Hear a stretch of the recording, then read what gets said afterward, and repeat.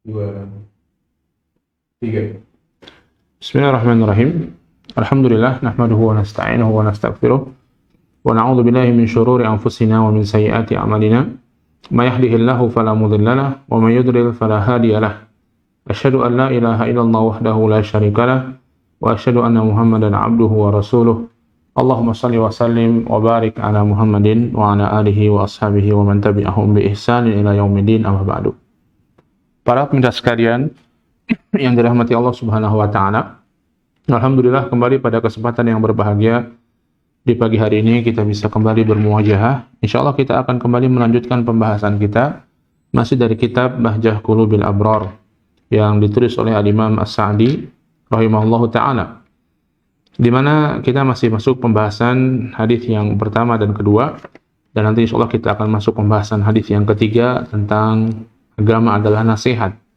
Hadis yang pertama dan kedua masih terkait dengan niat dan syarat diterimanya amal yang lain, yaitu sesuai dengan ketentuan Nabi sallallahu alaihi wasallam.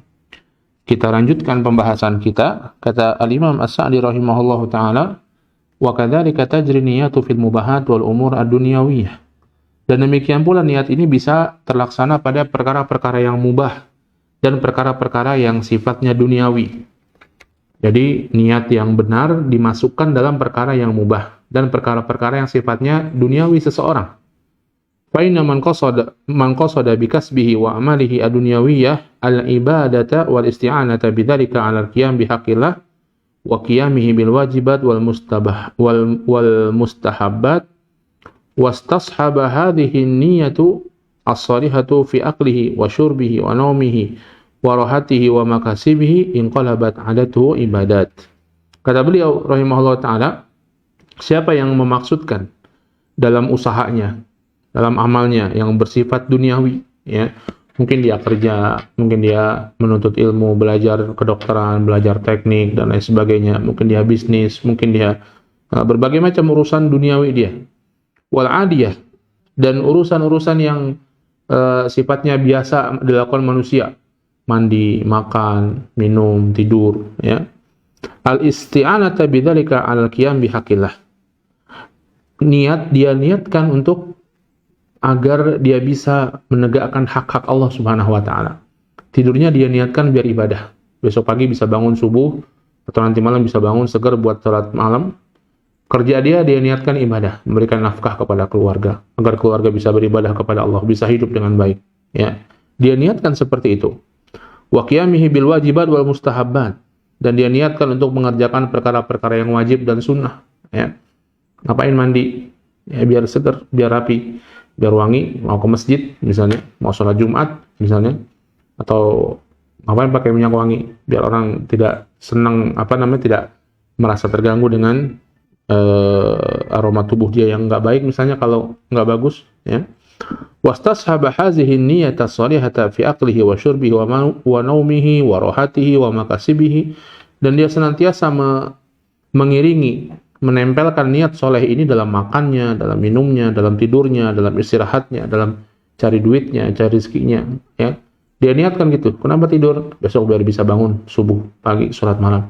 Kenapa makan? Biar bisa kuat untuk melaksanakan kewajiban-kewajiban, ya. Kenapa minum? Demikian pula biar bisa kuat melaksanakan apa yang diperintahkan oleh Allah Subhanahu wa taala. Dia terus begitu, dia sisipkan niat itu dalam kehidupan dia. Maka kata beliau, inqalabat 'adatuhu ibadat. Maka adat kebiasaan yang dia lakukan itu akan berubah menjadi ibadah, ya. Akan memiliki pahala ibadah ketika dia niatkan perkara-perkara mubah ini untuk kebaikan, untuk menegakkan hak Allah, untuk beribadah kepada Allah, mengerjakan yang wajib, ya. Wa barakallahu lil 'abdi fi amalihi, dan Allah akan memberikan berkah kepada hamba dalam amalnya. Allah kasih berkah dalam amalnya, kasih kebaikan dalam amalnya itu sehingga menjadi baik dan terus menjadi kebaikan buat dia. Dengan catatan dia niatkan niat kebaikan seperti itu.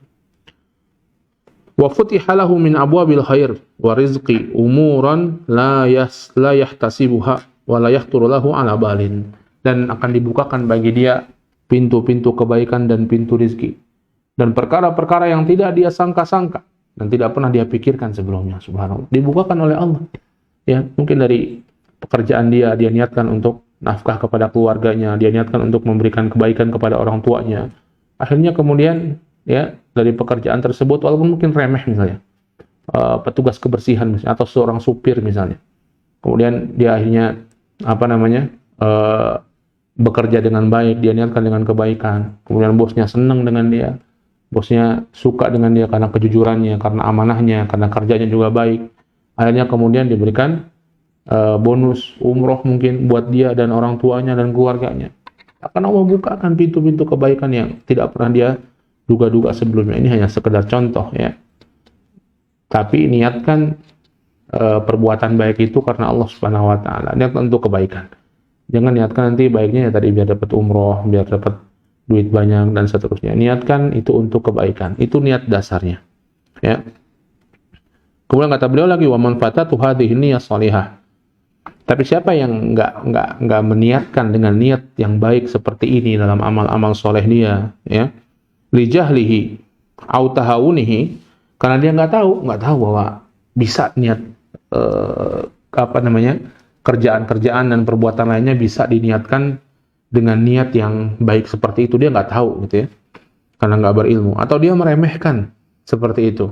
Kata beliau, fala yalumanna illa nafsah.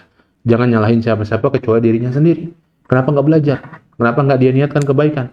Kenapa meremehkan niat kebaikan? Ya, jadi beliau mengisyaratkan kalau orang nggak tahu bahwa itu bisa diniatkan kebaikan dan dia nggak niatkan kebaikannya, udah dia dapat dunia aja.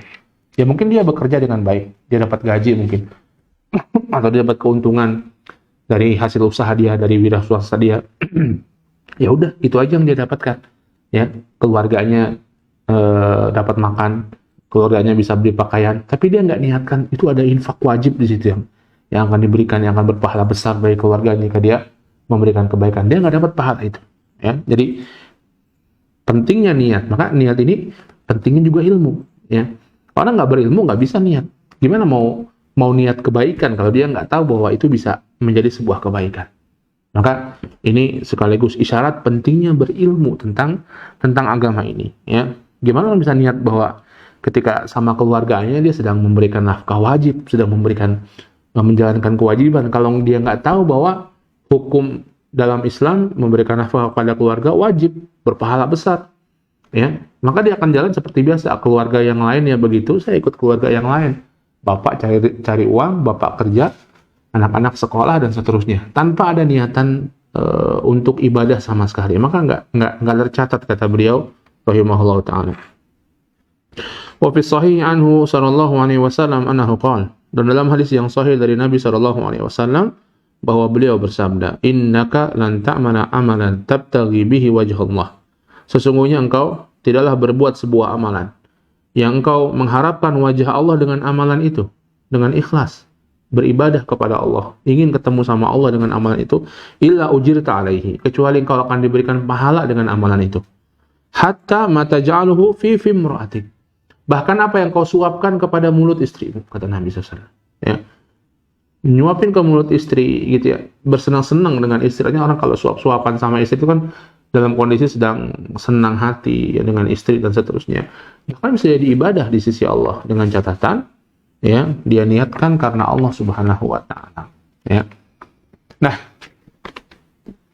fa'ulima bihada, maka diketahui dari hal yang sudah disebutkan tadi, anna hadzal hadits jami'un li umuril khairi kulliha, bahwa hadis ini, hadis tentang innamal amalu binniyat wa innamal likulli imri'in ma nawa, itu mencakup semua perkara kebaikan. Karena kebaikan itu mesti ada niatnya, ya. Hampir semua perkara kebaikan itu mesti ada niatnya. Fa haqiqun bil mu'min alladhi yuridu najata nafsihi wa naf'iha ayafhama ma'na hadzal hadits. Maka mesti bagi seorang beriman yang pengen kebaikan bagi dirinya, pengen manfaat bagi dirinya, pengen selamat bagi dirinya, untuk memahami hadis ini. Mesti mereka memahami hadis ini. Wa yakuna al-amalu bihi nasibu ainaihi fi jami'i ahwalihi wa awqatihi. Dan mengamalkan hadis ini harus senantiasa ada di depan matanya dalam setiap waktu dan kondisi dia. Dia harus senantiasa ingat sehingga dia bisa mengamalkan hadis ini. Oh ya dah, saya niatkan kebaikan, saya niatkan kebaikan. Berbuahnya pertama dari sisi pahala kebaikan yang dia dapatkan, yang kedua akan membawa dia untuk melakukan hal tersebut dengan baik. Kalau dia niatkan untuk ibadah misalnya kerjanya, maka itu akan membawa dia untuk tidak curang dalam kerja, tidak monopoli dalam, tidak manipulasi dalam kerja, tidak menipu orang dalam berusaha misalnya. Kenapa? Karena saya niatkan ibadah, masuk ibadah nipu, ya, masuk ibadah bohong, masuk ibadah manipulasi, ya, dan seterusnya. Maka selain dia akan mendapatkan pahala, menyelipkan niat yang soleh dalam amalan-amalan yang dikerjakan oleh manusia, baik amalan duniawinya, maka akan membuat orang tersebut terjaga dalam amal kesehariannya tersebut. Kemudian kata beliau melanjutkan, amma hadis Aisyah. Adapun hadis Aisyah, hadis yang kedua yang disebutkan oleh beliau, fa inna qaulahu sallallahu alaihi wasallam, man ahdatsa fi amrina hadza ma laisa minhu fahuwa raddun. Maka sesungguhnya sabda Nabi sallallahu alaihi wasallam, siapa yang membuat-buat sesuatu dalam perkara kita ini yang tidak ada contohnya, maka hal tersebut tertolak. Ya, hal tersebut tertolak. Aw man amila amalan laisa alaihi amruna fahuwa raddun. Atau barang siapa beramal dengan amalan yang tidak ada perintahnya dari kami, maka amal tersebut tertolak. Ini hadis yang kedua yang beliau bawakan. Ini sekaligus syarat amal yang kedua. Yang pertama tadi ikhlas, yang kedua sesuai tuntunan Nabi sallallahu alaihi wasallam. Fa yadullu bil mantuqi wa bil mafhum. Maka hadis ini bisa diambil pelajaran dari konteks atau tekstual hadis ini dan apa yang bisa dipahami dari hadis ini, konteksnya, ya, dari tekstual hadis ini dan apa yang bisa dipahami dari hadis ini, ya. Amma mantuquhu, adapun yang bisa diambil pelajaran dari teks hadis ini secara langsung, fa innahu yadullu ala anna kulla bid'atin uhditsat fid din laisa laha aslun fil kitab wala fis sunnah sawa'un kanat minal bid'ah al-qauliyati al-kalamiyati kat tahajjum wal rafd wal i'tizal wa ghairiha aw minal bid'ah al-amaliyati kat ta'abbudillah bi ibadatin lam yashra'ha Allahu wala rasuluhu fa inna dzalika kullahu mardudun ala ashabihi. Kata beliau, hadis ini menunjukkan bahwa semua bid'ah uhditsat fid din, yang dibuat-buat dalam perkara agama, ya. Jadi memahami bid'ah itu jangan orang kemudian di framing bahwa bid'ah itu berarti naik pesawat, naik haji bid'ah dong. Bukan. Karena dalam perkara agama. Ya, bid'ah itu adalah dalam perkara agama. Ya. Laisa laha aslun fil kitab wala fi sunnah, yang enggak ada contohnya dalam Al-Qur'an maupun sunnah Nabi sallallahu alaihi wasallam, ya. Baik itu bid'ahnya dalam bentuk perkataan. Misalnya ada orang bilang bagus kalau setiap kita masuk WC bilang assalamualaikum warahmatullahi wabarakatuh. Nah, ini bid'ah, ya.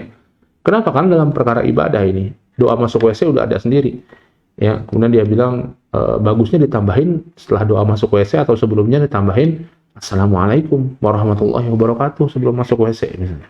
Nah, ini bid'ah, ya. Atau karena lo kan masuk WC urusan dunia, urusan orang masuk WC, iya masuk WC urusan, tapi ketika mengatakan doa masuk WC begini begitu, padahal nggak ada dalilnya, maka ini bisa menjadi bid'ah, ya. Katajahum waraf wal i'tizal wa ghairiha, ya. Atau seperti orang-orang Jahmiyah, orang-orang Rafidhah, orang-orang Mu'tazilah dan yang selainnya, ya. Au minal bid'ah al-amaliyah ka ta'abbudillah bi ibadatin lam yashra'ha Allahu wala rasuluhu, atau ibadah-ibadah yang sifatnya amaliyah, ibadah-ibadah yang sifatnya amaliyah, seperti orang mengerjakan ibadah-ibadah yang tidak disyariatkan oleh Allah dan Rasulnya. Misalnya nambah-nambah sholat sendiri misalnya. Ada sholat sendiri, sholat apa? Sholat jam 10 malam misalnya. Sholat karena jam 10 malam dia namakan sholat asyirah misalnya. Apa itu sholat yang dilakukan jam 10 malam? Apa faedahnya? Akan diampuni dosa orang tersebut selama hari tersebut misalnya. Jadi dia bikin sholat jam 10 malam. Caranya dengan 10 rakaat, kemudian dengan membaca setiap rakaat baca 10 kulhu misalnya. Maka ini perbuatan bid'ah. Tidak disyariatkan oleh Allah dan Rasulnya. Dikerjakan, maka bisa jadi bid'ah. Maka kata beliau, fa inna dzalika kulluhu mardudun ala ashabihi. Maka amal-amal tersebut semuanya ditolak dari pelakunya. Tidak diterima amal tersebut dari pelakunya. Dan bukan hanya itu saja, bukan ditolak terus nggak apa-apa, wa ahluhu madmumun bihasabi bid'ahihim wa bu'diha 'anid din. Dan pelakunya tercela, berdosa sesuai dengan bagaimana kualitas bid'ahnya dan bagaimana jauhnya bid'ah itu dari agama. Makin buruk bid'ahnya, makin berdosa pelakunya. Ya, karena bid'ah juga bertingkat-tingkat. Ada yang bisa menyebabkan kekafiran, ada yang tidak. Ya. Faman akhbara bi ghairi ma akhbarallahu bihi wa rasuluhu. Siapa yang mengabarkan sesuatu bukan dengan kabar yang Allah dan Rasulnya sampaikan.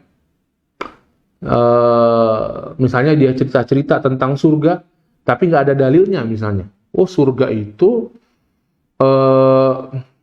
luasnya 400 kali bumi. Nanti di surga itu ada, jadi cerita-cerita lah. Ada komputer misalnya.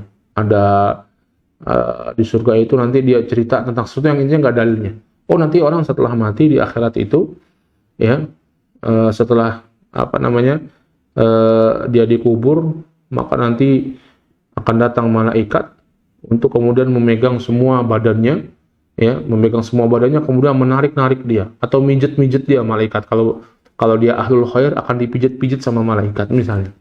Ya, ini khabar, tapi bid'ah, bisa jadi bid'ah. Kenapa? Karena tidak disampaikan oleh Allah dan Rasulnya. Ya. Au ta'budu bi syai'in lam ya'dhanillahu bihi wa rasuluhu wa lam yashra'hu.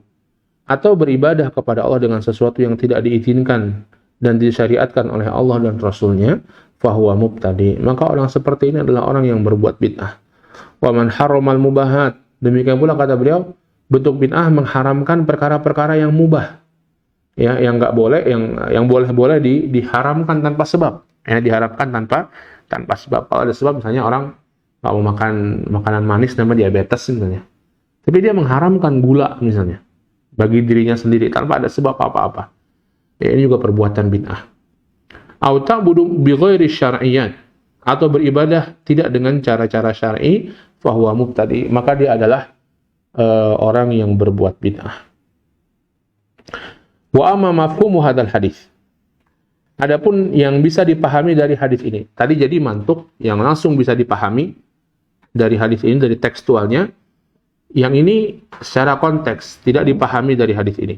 Yang bisa dipahami dengan melihat dari hadis ini.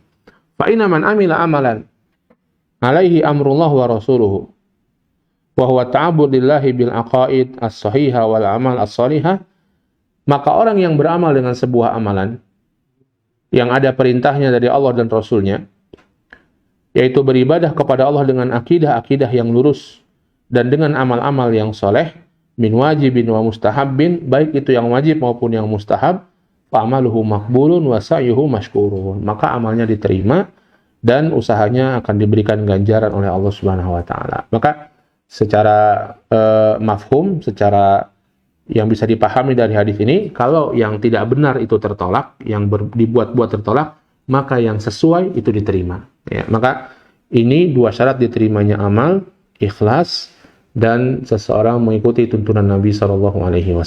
Baik, hadirin yang dirahmati Allah Subhanahu Wa Taala, para pemirsa sekalian yang budiman, kita melanjutkan pembahasan pada hadis yang ketiga, yang beliau sampaikan dalam kitab ini. Al-hadits tsalits, hadis yang ketiga.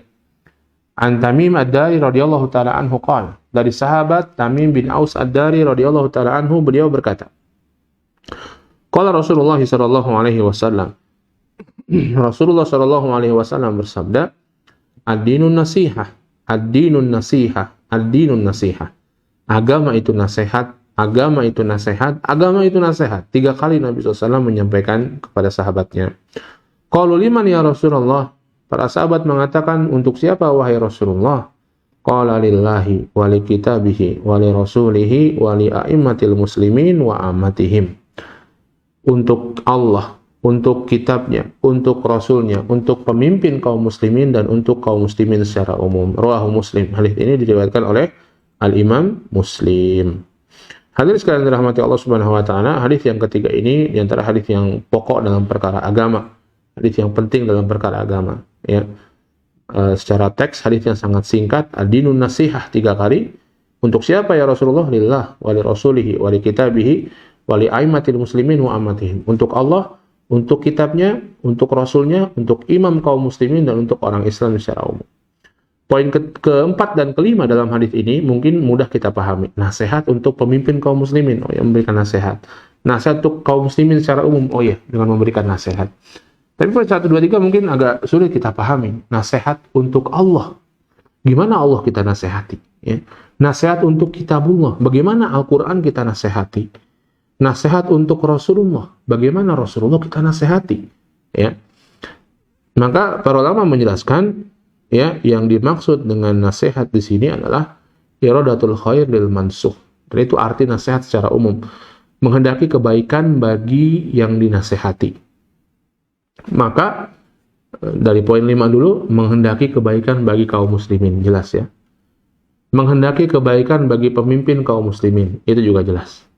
Menghendaki kebaikan bagi Rasulullah, maka lebih jelas dari awal, yaitu kita ingin yang terbaik untuk Nabi kita, Nabi Muhammad SAW. Bagaimana? Nanti kita akan jelaskan insya Allah.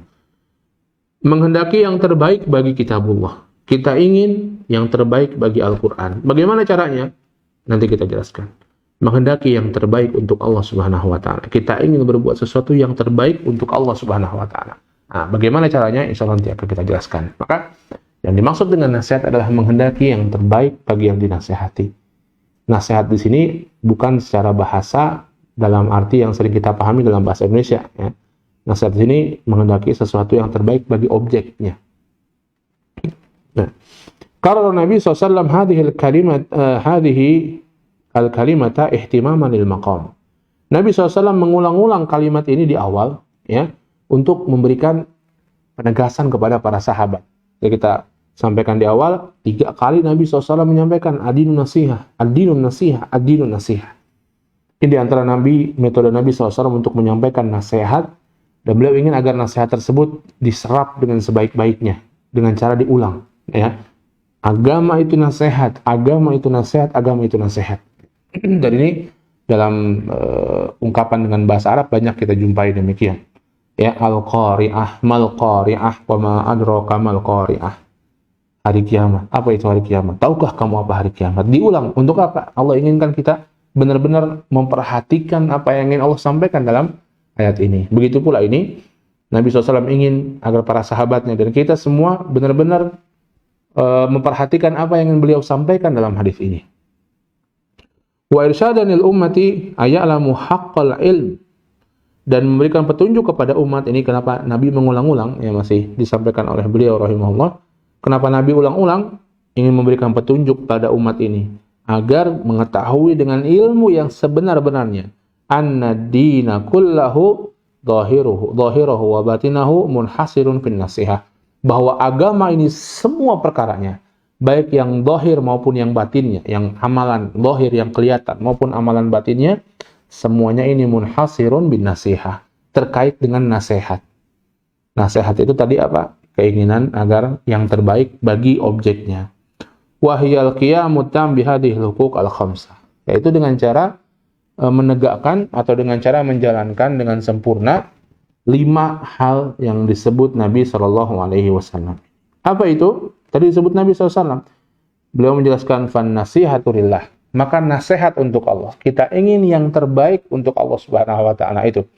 Apa saja? Maka kata beliau di antaranya al-i'tirafu biwahdaniyatillahi ta'ala wa tafarrudihi bisifatil kamal ala wajhin la yusyariku fiha musyarikun biwajhin minal wujuh. Mengetahui keesaan Allah Subhanahu wa Ta'ala, ya, keesaan Allah Subhanahu wa Ta'ala dan kesendirian Allah dalam sifat-sifat yang sempurna dari segala sisinya. Tidak bisa disamai oleh siapapun juga dari segala sisinya. Ya, maka ini nasihat untuk Allah. Kita ingin yang terbaik untuk Allah, mengilmui tentang Allah Subhanahu wa Ta'ala, tentang nama-nama dan sifatnya yang sempurna, yang bahwa nama-nama dan sifat Allah Subhanahu wa Ta'ala itu tidak mungkin disamai oleh siapapun dari segala sisinya. Ya, Allah mendengar, tapi pendengaran Allah tidak mungkin sama dengan pendengaran makhluknya dari apapun. Ya, Allah Maha melihat, manusia juga melihat, tapi penglihatan manusia tentunya tidak bisa atau penglihatan Allah Subhanahu wa taala tidak bisa disamai, tidak bisa dibandingkan dengan penglihatan manusia yang lemah, ya. Itu nasihat untuk Allah, memahami nama-nama dan sifat Allah. Wal qiyamu bi ubudiyatihi zahiran wa batinan. Dan menegakkan ubudiyah, menegakkan ketaatan, menegakkan peribadatan, menegakkan penghambaan kepada Allah secara lahir maupun batin. Nah, ini mencakup semua ibadah, ya, yang lahir maupun yang batin. Salat, zakat, puasa. Yang batin tawakal, ya, bersyukur, berharap kepada Allah, niat yang ikhlas dan seterusnya. Ini mencakup semuanya, ya. Wal inabatu ilaihi kulla waqtin bil ubudiyah, dan senantiasa kembali kepada Allah, ya, setiap waktu dengan peribadatan. Hatinya itu senantiasa bergantung kepada Allah Subhanahu wa taala dalam setiap waktu. Wa talabu raghbatan wa rahbatan ma'a taubati wal istighfari daim. Demikian juga dengan cara minta sama Allah dengan penuh harap dan dengan kecemasan sekaligus, ya. Dan diiringi dengan taubat dan istighfar yang terus-menerus. Ini di antara bentuk kita ingin yang terbaik kepada Allah Subhanahu wa taala. Minta doa sama Allah, ya. Karena Allah Subhanahu wa taala menyukai hamba-hambanya yang berdoa kepadanya. Beda sama makhluk. Kalau makhluk itu orang makin sering minta sama dia, makin sebel makhluk itu. Ya, orang diminta sekali mungkin nggak apa-apa, diminta 2 kali mungkin nggak apa-apa, 3 kali udah makin kesel, 4 kali lebih kesel lagi, 5 kali orang udah nggak mau lagi diminta mungkin. Ya. Tapi Allah Subhanahu wa taala, seberapa sering kita minta sama Allah, seberapa besar pun kita minta sama Allah, Allah Subhanahu wa taala makin senang dengan hamba-hambanya yang berharap meminta kepada Allah, yang banyak meminta kepada Allah, yang banyak berdoa kepada Allah. Makin sering doa, makin Allah senang, ya. Li'anna al-'abda la budda lahu min at-taqsir fi syai'in min wajibatillahi ta'ala. Karena hamba itu enggak bisa tidak, mesti ada kekurangan dalam menjalankan kewajiban, maka dia mesti bertaubat kepada Allah. Kita itu mengerjakan kebaikan mesti ada kekurangannya. Ini rahasia. Kenapa dalam setiap akhir-akhir kebaikan selalu ditutup dengan doanya istighfar. Coba habis sholat, apa doanya? Mau setelah selesai salam, disunahkan apa? Astagfirullah, astagfirullah. Istighfar. Kemudian habis kita puasa, ya, di ujung-ujung puasa ada doa Lailatul Qadar. Apa isinya? Minta ampun sama Allah. Allahumma innaka afuwun tuhibbul afwa fa'fu anni. Ya. Maka kata para ulama, kenapa kita habis ibadah bukan habis dosa, habis ibadah? Ujungnya ditutup dengan doa istighfar, minta ampun sama Allah. Karena dalam kita minta ampun, karena dalam ibadah kita itu pasti banyak kekurangan, ketidaksempurnaan. Mungkin wudunya ada kurang-kurangnya. Mungkin ketika sholat kita nggak khusyuk, nggak benar-benar khusyuk kepada Allah. Ya, mungkin dalam puasa kita ada sesuatu yang membuat puasa kita nggak sempurna, ngomongin orang misalnya, dan lain sebagainya. Ya, sehingga kita beristighfar kepada Allah Subhanahu wa taala, dan Allah mengajarkan kita untuk minta ampun di ujung kerjaan atau di ujung sesuatu amalan-amalan ibadah, ya. Li'anna al-'abda la budda lahu min at-taqsir fi syai'in min wajibatillah. Karena seorang hamba itu nggak mesti mengerjakan kewajiban itu ada ketidaksempurnaannya. Au tajaru 'ala ba'dil muharramat, atau dia juga mesti mengerjakan hal-hal yang diharamkan oleh Allah Subhanahu wa taala. Namanya manusia nggak lepas dari dosa. Maka kita pun harus nggak lepas dari istighfar. Wa bitaubati al-mulazimati wal istighfari daimi yanjabiru naqsuhu. Dengan taubat yang terus-menerus, ya. Dan dengan istighfar yang terus-menerus, maka ketidaksempurnaan akan tertutup dengan istighfar itu. Wa yatimu amaluhu wa qauluhu. Ya. Yang kurang-kurang akan tertutup dan sempurna amal dan perkataannya. Ini nasihat untuk Allah Subhanahu wa taala. Dan kita ikhlas kepada Allah, bertaubat terus kepada Allah, berdoa kepada Allah, mengerjakan amalan lahir maupun batin karena Allah Subhanahu wa taala. Kemudian amma nasihatu li kitabillah. Adapun nasihat untuk kitabullah, ya. Artinya berarti menghendaki yang terbaik untuk Al-Qur'an. Fa bihifdhihi wa tadabburihi. Beliau mengatakan dengan menghafalnya, dengan mentadaburnya. Baca, dihafal. Dihafal, ya. Yang wajib bagi seorang muslim menghafal Al-Fatihah. Setelah itu memang nggak wajib, tapi baik bagi kita untuk berusaha menghafal Al-Quran. Sebisa kita. Memang orang beda-beda. Kemampuan orang dalam menghafal beda-beda. Tapi sebisa kita, coba kita lakukan hafal Al-Quran ini. Ya, sebisa kita. Wa tadaburihi, dan dengan tadabur. baca Quran dengan tadabbur. Untuk itulah Al-Quran diturunkan, untuk ditadaburi, untuk direnungkan dan kemudian diamalkan. Walaupun bacanya saja dapat pahala, tapi baca dengan tadabbur tentunya lebih baik, jauh lebih baik daripada baca dengan begitu saja tanpa tadabbur, ya. Dan banyak kiranya kitab-kitab tafsir yang sudah diterjemahkan, kita bisa baca tuh. Selain kita rutinkan baca Al-Quran tiap hari, ada jadwal khusus, coba rutinkan juga ada jadwal khusus baca tafsir-tafsir Al-Quran itu, sehingga kita minimal mengetahui makna dari Al-Quran yang kita baca tersebut. Wa ta'alumi alfadhihi wa ma'anihi, dan dengan mempelajari lafaz-lafaznya dan maknanya tafsir Al-Quran dengan tadabbur Al-Quran, lafaznya bagaimana tajwidnya, bagaimana makharijul hurufnya misalnya. Ya, dengan dipelajari yang benar. Ya, gimana hukumnya ikhfa. Nun mati, tanwin ketemu apa saja jadi ikhfa bacanya. Jangan nanti ikhfa dibaca dengan idhar misalnya, tidak diikhfa. Ya, atau idgham dibacanya dengan diidhar misalnya, tidak jadi diidgham, sehingga salah bacanya nanti, ya. Maka mempelajari adalah di antara bentuk nasihat pada Al-Qur'an. Wal ijtihadi fil amali bihi fi nafsihi wa fi ghairihi, dan sungguh-sungguh mengamalkan Al-Qur'an. Ya, baik untuk diri sendiri maupun untuk orang lain, ya. Di antara bentuk lain yang beliau tidak sebutkan dengan menghormati Al-Qur'an. Ya, jangan sampai kita menjadikan Al-Quran secara fisik, yang mushaf itu tidak dihormati. Maka kita nggak boleh bawa itu ke WC begitu saja, ya. Maka kita nggak boleh naruh itu di bawah begitu saja, gitu. Di bawah diletakin sembarangan Al-Quran, nggak boleh, ya. Kalau ada tumpukan buku, misalnya numpuk, jangan Al-Quran itu di bawah, jadikan dia di bagian atas. Ini di antara adab kepada Al-Quran. Wa man nasihatu li Rasul. Kata beliau melanjutkan, adapun nasihat untuk Rasul. Menasehati Rasul. Gimana menasehati Rasul? Artinya tadi saya sampaikan, ingin yang terbaik untuk Rasulullah sallallahu alaihi wasallam. Fahiyal imanu bihi wa mahabbatuhu, yaitu dengan yang paling penting iman kepada beliau, yang mengimani beliau dan mencintai beliau, ya. Wa taqdimuhu fiha ala nafsi wal mali wal waladi, dan mendahulukan beliau dalam kecintaan dibandingkan dengan kecintaan kepada harta kita, dibandingkan dengan kecintaan kepada anak kita, kepada orang tua kita, bahkan kepada diri kita sendiri. Yang seorang muslim mesti mencintai Rasulullah lebih dari apapun, bahkan melebihi cinta kepada diri dia sendiri. Wattiba'uhu fi usuriddin wa furu'ihi, dan mengikuti beliau dalam pokok-pokok dan cabang-cabang agama, dalam pokok agama, dalam masalah akidah, ya, dalam masalah cabang agama, masalah-masalah yang sunnah, juga mengikuti beliau sallallahu alaihi wasallam. Wa taqdimu qawlihi ala qawli kulli ahadin, dan mendahulukan perkataan beliau dari perkataan siapapun juga. Kalau beliau sudah mengatakan sesuatu tentang agama, maka sudah itu yang kita ikuti.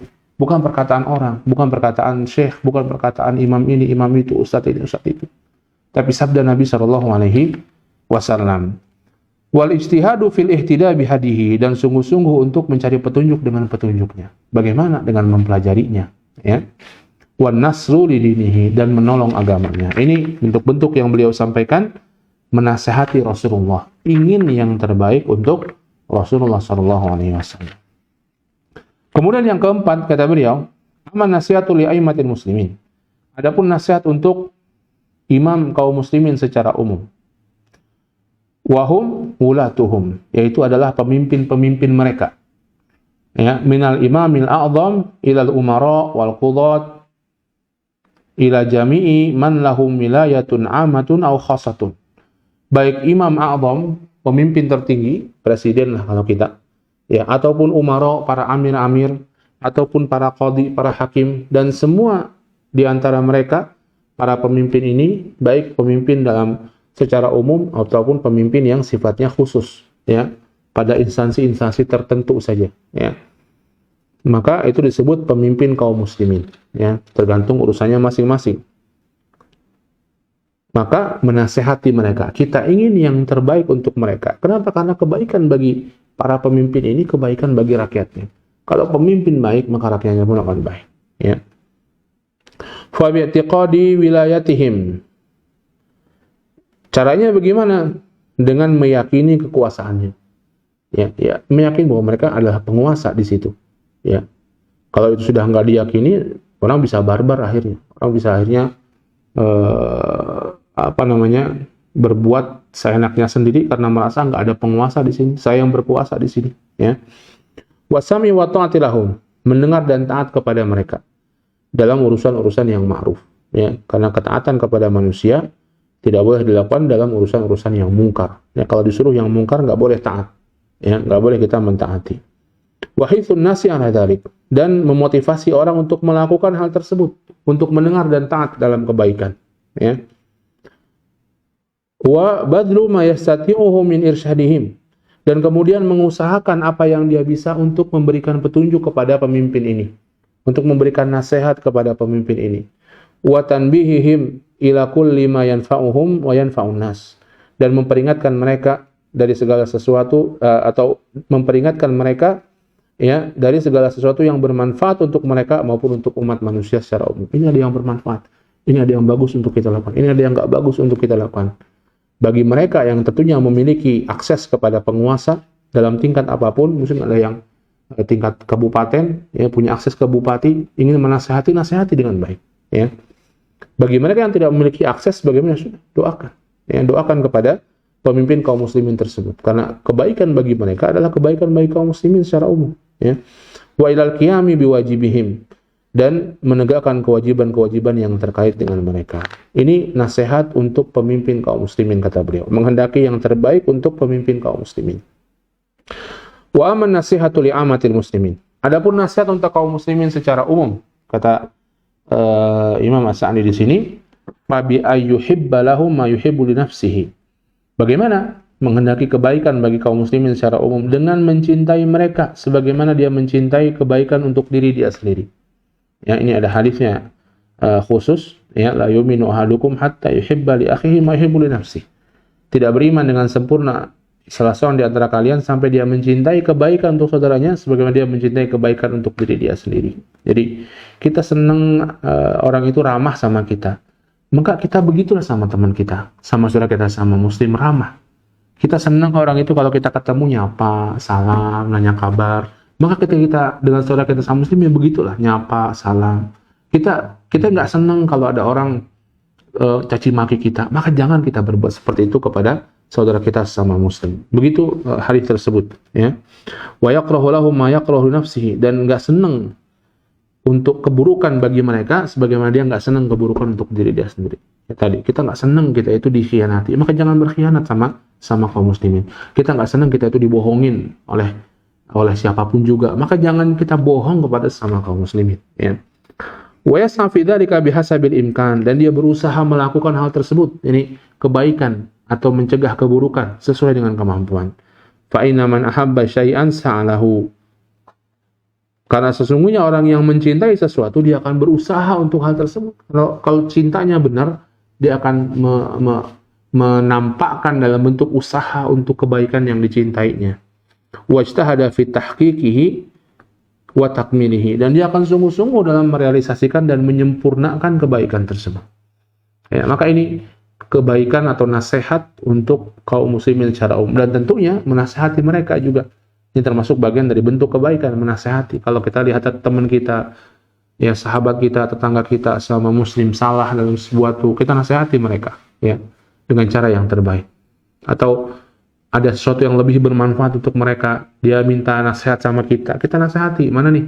Misalnya saya mau beli kendaraan motor nih, saya beli merek A atau merek B, ya, dan kita tahu tentang motor, maka nasihati, oh merek A itu bagusnya begini, jeleknya begini. Merek B itu bagusnya begini, jeleknya begini. Kalau kita tahu ada yang lebih baik, mendingan kamu merek B aja deh. Kayaknya lebih pas dengan kondisi kamu misalnya. Kita nasihati mereka. Yang ada tetangga kita atau teman kita mau nikah, karena mungkin kita dipandang orang yang mampu mengatur keluarga dengan baik gitu ya. Maka kemudian dia minta nasihat dong, mau nikah bagaimana? Atau kita sudah pengalaman, oh kamu nikah gini, kuatkan hati, siapkan keimanan, siapkan hati, siapkan uang juga gitu ya, siapkan bekal dan seterusnya, siapkan ilmu. Kita kasih nasihat sama dia sehingga terwujud kecintaan antara kaum muslimin satu dengan yang lainnya. فالنبي صلى الله عليه وسلم فسر نصيحة بهذا الأمور الخمسة التي تشمل القيام بحقوق الله وحقوق كتابه وحقوق رسوله وحقوق جميع المسلمين. Maka Nabi SAW menafsirkan nasihat dengan 5 perkara ini, yaitu nasihat untuk Allah, ya, nasihat untuk kitabullah, nasihat untuk Rasulnya, ya, memenuhi hak Allah, memenuhi hak kitabullah, memenuhi hak Rasulnya, dan memenuhi hak seluruh kaum muslimin ala ikhtilafi awalihim wa tabaqatihim, sesuai dengan kondisi mereka dan kedudukan mereka. Karena setiap muslim dengan kita mungkin memiliki hak yang berbeda sesuai dengan kedudukan mereka, ya. Dengan sesama muslim ada hak memang, tapi sesama muslim yang tetangga sendiri tentunya haknya lebih besar lagi. Sesama muslim tetangga sendiri dan masih kerabat, haknya lebih besar lagi. Sesama muslim tetangga sendiri, orang tua sendiri, lebih besar lagi haknya dibandingkan dengan yang lainnya. Maka hak antara sesama muslim satu dengan yang lainnya bisa berbeda sesuai dengan kondisi mereka. Fasyamula dzalika dinu kulluhu, maka itu mencakup semua agama secara menyeluruh. Walam yabqi minhu syai'un illa dakhala fi hadzal kalam al-jami' al-muhit wallahu a'lam. Dan tidak ada satupun perkara agama kecuali masuk dalam hadis ini. Ya, karena agama itu masalah akidah, masalah syariat, dan masalah ibadah, ya, akhlak dan muamalah kepada sesama. Masalah ibadah, masalah akidah tentang kepada Allah Subhanahu wa taala. Masalah syariat dan ibadah tentang mengikuti Rasulullah SAW. Masalah akhlak dan muamalah ini kepada kaum muslimin dan seluruh kaum muslimin sesuai dengan kondisinya masing-masing. Maka agama mencakup pada hadis ini. Maka kata Nabi, ad-dinun nasihah. Agama itu isinya nasihat. Isinya bagaimana kita menghendaki kebaikan pada hal-hal tersebut, pada Allah, pada Rasulnya, pada kitabnya, dan pada seluruh kaum muslimin secara umum. Jadi sekalian yang dirahmati Allah Subhanahu wa taala, ini yang bisa kita bahas pada kesempatan di pagi hari ini. Jika ada pertanyaan silahkan, yang bisa kita jawab, yang tidak bisa mungkin nanti bisa ditanyakan kepada ustaz-ustaz yang lainnya. Wallahu ta'ala a'lam bishawab. Walhamdulillahirabbil alamin. Ada pertanyaan? Bila. Assalamualaikum Ustaz. Waalaikumsalam warahmatullahi wabarakatuh. Kalau suami sudah nyuruh pulang ke rumah orang tua, itu termasuk sudah talak atau belum? Posisinya kita lagi berargumen. Ya, itu bentuk talak yang tidak tegas. Talak yang tidak tegas nanti tergantung niatnya. Apa niat dia nyuruh pulang ke rumah kedua orang tua itu. Kalau niat dia sekedar pulang ke rumah kedua orang tuanya, nggak sampai mau menceraikan misalnya, maka tidak jatuh cerai. Tapi kalau niat dia seperti itu adalah bahasa kiasan dia untuk menceraikan, maka jatuh cerai. Ya, jadi bahasa kiasan dalam cerai itu tergantung dari niat orang tersebut. Ya keluar itu nanti apa nyuruhnya? Kalau maksudnya adalah nyuruh cerai, ini cerai ya cerai. Tapi kalau tidak.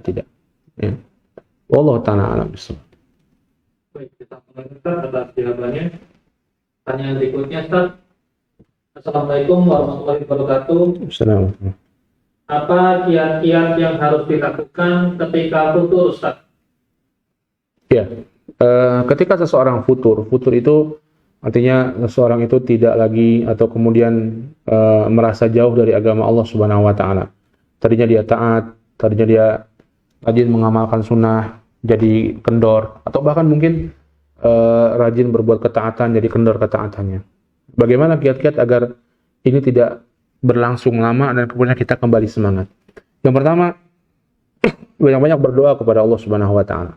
Banyak-banyak berdoa kepada Allah Subhanahu wa taala agar Allah Subhanahu wa taala menguatkan hati kita. Ini nasihat yang pertama yang senantiasa kita sampaikan dalam setiap masalah apapun juga. Doa sama Allah Subhanahu wa taala. Ini senjata seorang mukmin, ya, yang harus kita dahulukan, yang harus kita selalu hadirkan. Bahkan setiap selesai pekerjaan juga doa. Nabi SAW atau Nabi Ibrahim alaihissalam, ya, ketika selesai membangun Ka'bah, beliau berdoa, Rabbana taqabbal minna. Ya Allah, terimalah dari kami. Begitulah doa itu. Di awal ada masalah, kita doa sama Allah. Ketika kita berusaha untuk menyelesaikan masalah, iringi juga dengan doa agar Allah mudahkan. Ketika sudah selesai masalah, doalah kepada Allah Subhanahu wa taala agar Allah Subhanahu wa taala menjadikan pahala dan tidak memberikan fitnah yang lebih besar kepada kita. Maka perkara doa ini perkara penting. Termasuk dalamnya ketika futur. Banyak berdoa kepada Allah agar Allah Subhanahu wa taala mengembalikan kebaikan hati kita dan meneguhkannya di atas ketaatan kepada Allah. Kemudian yang kedua, jangan kita tinggalkan kewajiban-kewajiban. Ya, jangan sampai futur kita ini membuat kita meninggalkan kewajiban-kewajiban. Ya. Kemudian yang ketiga, kalau kita futurnya pada sesuatu yang karena kebosanan dengan sesuatu, variasikan hal tersebut. Ya, variasikan hal tersebut. Itulah diantaranya ibadah atau dalam sholat bacaan itu banyak bervariasi, sehingga orang tidak bosan dalam satu bacaan satu dengan yang lainnya. Atau misalnya lagi seorang itu futur dengan atau bosan dengan menghafal Al-Quran misalnya. Bosan dengan menghafal Al-Quran. Variasikan. Misalnya, tidak menghafal, tapi arahkan ke hal yang baik yang lainnya. Apa? Membaca tafsirnya misalnya. Dia menghafalnya agak kendor, tapi ya udahlah dia coba untuk membaca tafsirnya selama beberapa hari. Sehingga futurnya dia itu dari satu kebaikan kepada kebaikan yang lain. Ya, bukan turun. Jadi, arahkan kepada sesuatu yang bisa variasi kebaikan. Ya, boleh juga kalau dia memang suatu hal yang sudah sangat bosan sekali, dia melakukan hal yang mubah untuk menghilangkan kefuturan itu, menghilangkan kebosanan itu boleh. Misalnya, ya udahlah sekali-sekali dia mau jalan-jalan, rekreasi, ya, cari tempat yang baik, cari tempat yang enak untuk bisa dipandang, yang hijau-hijau, yang seger-seger gitu ya, ke gunung atau ke pantai atau kemana, atau mungkin dia bermain dengan kawannya dengan permainan yang mubah, main bola atau apapun juga. Maka ini diperbolehkan, sehingga menghilangkan kebosanan, kalau itu penyebab kebosanannya. Kemudian selanjutnya, jangan sekali-sekali memutuskan diri dari teman-teman yang baik. Apalagi kemudian bergaul dengan teman-teman yang buruk. Jangan sekali-sekali dalam futur kita demikian. Ya. Pertahankan berteman dengan orang-orang yang baik. Ya. Pertahankan kita datang ke majelis ilmu. Dan jangan sekali-kali kemudian memutus dan kemudian kita justru malah bergaul dengan orang-orang yang buruk. Di situ setan sedang berusaha, titik kritis gitu ya, sehingga setan berusaha menarik kita nantinya. Kalau kita kemudian memutuskan pergaulan kita dengan teman-teman yang baik, teman-teman ngaji, dan kemudian kita malah bergaul dengan orang-orang yang buruk, ini bisa menjadi pintu yang lebar bagi setan untuk menjerumuskan orang ke lubang-lubang selanjutnya yang sudah mereka persiapkan. Ya. Maka hati-hati ya, dari berteman ini ketika futur. Jangan kita putus dari teman-teman yang baik, apalagi jangan pula kemudian membuka hubungan dengan teman-teman yang buruk. Yang Allah Ta'ala alam bisawab itu kiranya yang bisa kami sampaikan. Jawabannya, pertanyaan berikutnya, Ustaz. Assalamualaikum Ustaz. Assalamualaikum. Saya mau bertanya, bagaimana menurut agama jika ada anak masih kecil Ustaz, ketika umur 5 tahun, itu dianiaya oleh ayahnya. Dianiaya seperti dipukul, disiksa, dan diberikan kasih sayang. Iya, tentunya ini kedzaliman, ya, kedzaliman dari orang tua yang seperti ini. Tidak selayaknya bagi orang tua, ya, main pukul kepada anak-anaknya. Nabi SAW saja menyuruh memukul itu untuk perkara yang besar, yaitu perkara sholat. Ya, dipukul kalau nggak mau. Itu pun bukan pukulan yang menyakitkan, pukulan yang mendidik, ya. Dan kalau kita membaca tentang hadis tersebut, artinya pukulan itu jalan yang terakhir dan dalam perkara yang penting, dalam perkara sholat. Artinya mendidik itu nggak mesti dengan cara memukul, bukan hukum asalnya dengan cara memukul. Nah, maka pukulan diberikan agar sang anak itu paham bahwa ini perkara besar yang tidak boleh main-main, sehingga dia sampai dipukul oleh ayahnya, yaitu perkara sholat. Itu pun nggak boleh pukulan yang bikin memar gitu ya, pukulan yang bikin sakit, pukulan ke muka, ya, tidak diperbolehkan. Tapi pukulan yang mendidik, mungkin pukul kakinya, ya, mungkin pukul tangannya, tidak sampai menyakitkan, ya. Nah, maka ini bentuk kezaliman orang tua yang tidak boleh dilakukan kepada anaknya sebenarnya, ya. Jika orang ini posisinya sebagai apa penanya ini? Mungkin kalau posisi dia sebagai istrinya, ingatkan suaminya yang seperti itu. Ya, jangan sampai seperti itu. Kalau tidak ada jalan, kalau kemudian masih seperti itu juga, sang istri ini bisa minta bantuan kepada orang-orang yang dihormati oleh suaminya. mungkin mertuanya, yaitu orang tua sang suami ini sendiri, ya, sampaikan agar biar orang tuanya yang menasehati, atau siapapun mungkin orang yang dihormati oleh sang suami ini sehingga tidak berbuat seperti itu kepada anaknya, ya. Demikian pula memisahkan kasih sayang kepada anak, gitu ya. Ini tidak diperbolehkan, berbuat tidak adil kepada anak. Dalam arti membedakan bukan dengan perbedaan yang proporsional, gitu. Kalau membedakan proporsional, misalnya anak kecil, anak dewasa, tentunya ngasihnya berbeda, ya. Tapi kalau memang dibedakannya bukan sekedar itu, yang satu mau nggak diperhatiin sama sekali, yang satu diperhatikan sama sekali, ini satu hal yang tidak baik, satu hal yang tidak diperbolehkan. Dan bahkan menjadi dosa besar bagi orang tua apabila dia berbuat seperti itu pada anaknya. Allah ta'ala a'lam bishawab. Atau pertanyaan lagi, Ustaz? Ya. Bismillah. Assalamualaikum. Assalamualaikum warahmatullahi wabarakatuh. Kapan saya mau tanya perkara bid'ah? Apakah mengaji bersama dengan rumah itu termasuk bid'ah? Mengaji bersama karena dengan dia pindah rumah kemudian dia mengaji bersama. Tergantung nanti niatnya apa. Jika yang dimaksud dengan mengaji bersama ini dia niatkan dia berkeyakinan ketika pindah rumah ada syariat begitu, ngaji bersama, maka ini bisa jadi bid'ah. Karena nggak ada, ngaji bersama adalah sebuah ibadah, ya, mengaji sebuah ibadah, ya. Mengaji karena pindah rumah ini ibadah yang tidak disyariatkan tentunya. Ya pindah rumah ya pindah saja, nggak ada syariat pindah rumah mengaji. Namun misalnya apabila seseorang pindah rumah, kemudian di rumah tersebut didapati ada gangguan-gangguan dari jin, dan kemudian dia dapati sebuah hadis, kalau ada seperti itu dibacakan Al-Baqarah, maka dia membaca Al-Baqarah, ya, untuk ruqyah kepada rumah tersebut. Ada di sini ada faktor yang ada faktor yang mendorong dia untuk melakukan itu, bukan karena pindah rumahnya, tapi karena gangguan jinnya. Dan ada dalil yang menyebutkan, ya, bacakan secara umum Al-Quran atau bacakan wabil khusus Al-Baqarah, maka dia baca Al-Baqarah itu, maka ini diperbolehkan.